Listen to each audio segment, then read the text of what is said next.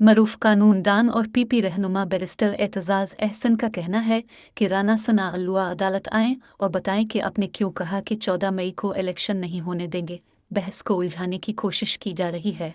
असल मसला एक ही है कि क्या पंजाब और केपी इलेक्शन 90 दिन में होने हैं या नहीं। बेंच 7 मेंबर्स का हो या 9 का फुल कोर्ट, इसमें उलझाने की कोशिश की जा रही है। आइन में लिखा है कि इलेक्शन 90 दिन में होंगे।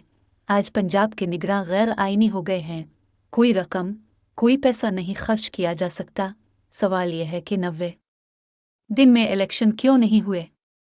सुप्रीम कोर्ट कह रही है कि 14 मई को इलेक्शन हो, अब कहते हैं कि होने नहीं देंगे। वो लाहौर हाई कोर्ट के बाहर मीडिया से गुफ्तगू कर रहे थे।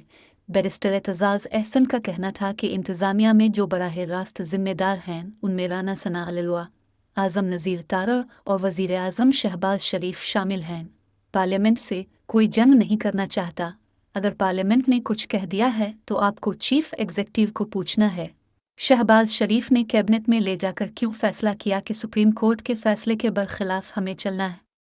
इन 3-4 लोगों वज़ीर आज़म, वज़ीर कानून, वज़ीर दाखिला और इलेक्शन कमिश्नर को सुप्रीम कोर्ट तलब करे और उनसे पूछे कि अपने पार्लियामेंट से बाहर बयान दिया है कि सुप्रीम कोर्ट के फैसले का इनकार करना है तो क्यों ना आपको सज़ा हो। जंग के मुताबिक सीनियर कानूनदान ने कहा कि वज़ीर आज़म से यही पूछा जाए कि आप कहते थे कि हम बेंच को ही नहीं मानते तो इसका फैसला कैसे मान सकते हैं।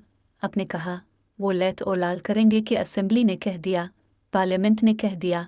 पार्लियामेंट में तो आप इस मामले को लेकर गए कि पार्लियामेंट की महर लगवा दें। वो घबराते खुद अकेले ये बात कर नहीं सकते थे। अब उनको कहीं जी के पार्लियामेंट के बाहर भी अपने ये कहा, जो अपने बाहर कहा यही कहा तो आपको तो सज़ा होनी चाहिए। अपने खुद एतराफ़ कर लिया।